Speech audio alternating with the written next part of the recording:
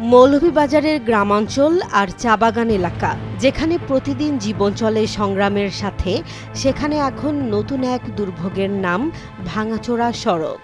রাস্তা তো ঘাট ভাঙ্গা, চলাফেরা যায় না, গাড়ি ঘোড়া লইয়ে যাওয়া যায় না। প্রায় ১.৫ বছর ধরে জেলার গুরুত্বপূর্ণ অনেক সড়ক পড়ে আছে খানাখন্দে ভরা। চলাচলের অনুপযোগী এসব রাস্তা যেন এখন এক একটা মৃত্যু ফাঁদ। সবচেয়ে বেশি ভোগান্তিতে পড়ছেন সাধারণ মানুষ, শিক্ষার্থী, রোগী আর চা শ্রমিকরা। এই রাস্তাটা মনে করো তো খুবই খারাপ। আপনারা তো দেখরা ওই ধরনের রাস্তার কোনো চিহ্ন নাই।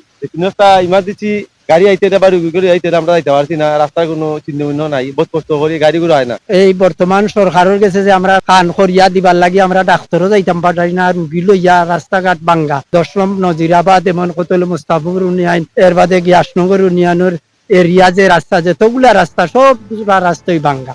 রাজনগর, কুলাউড়া, জুড়ি, বড়লেখা জেলার প্রায় সব উপজেলাতেই একই চিত্র। কাঁচা ও আধা পাকা সড়কে বড় বড় গর্ত, কোথাও আবার ইট উঠে গিয়ে তৈরি হয়েছে বিপজ্জনক ফাঁদ। আমরা তো ইয়াং মানুষ, মৌলভীবাজার সদরে প্রায় জায়গা যাই। আমরা যাওয়ার পরে দেখছি মৌলভীবাজার সদরে বিভিন্ন রাস্তাগুলা ভাঙ্গা ছিল।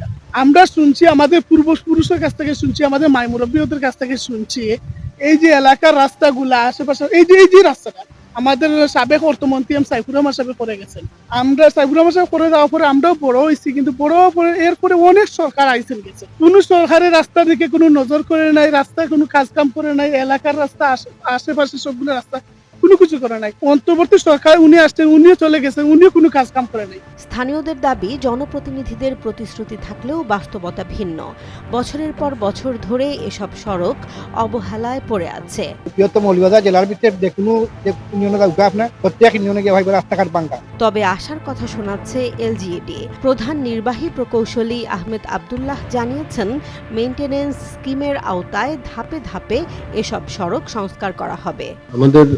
আমরা তো উপজেলার ইউনিয়নের ফার্স্ট প্রায়োরিটি দিয়ে স্কিম নেই, সেই অনুযায়ী পর্যায়ক্রমে এবছরে যে স্কিমগুলো নিয়েছি বা আগামী বছরে বাকি স্কিমগুলো নেব, এইভাবে আমাদের কাজগুলো সমাপ্ত হবে। শুধু আশ্বাস নয়, প্রতিশ্রুতির বাস্তবায়ন চায় এলাকাবাসী। এই রাস্তা দিয়ে যাতায়াত করতে অনেক কষ্ট হয়, তো আমরা আকুল আবেদন সরকারের কাছে এই আমরা রাস্তাগুলা যাতে আমরা পরিপূর্ণভাবে কাজ সুযোগ সুবিধা পাই। জেসমিন জাহান, নিউজ ডেস্ক, জনবাণী।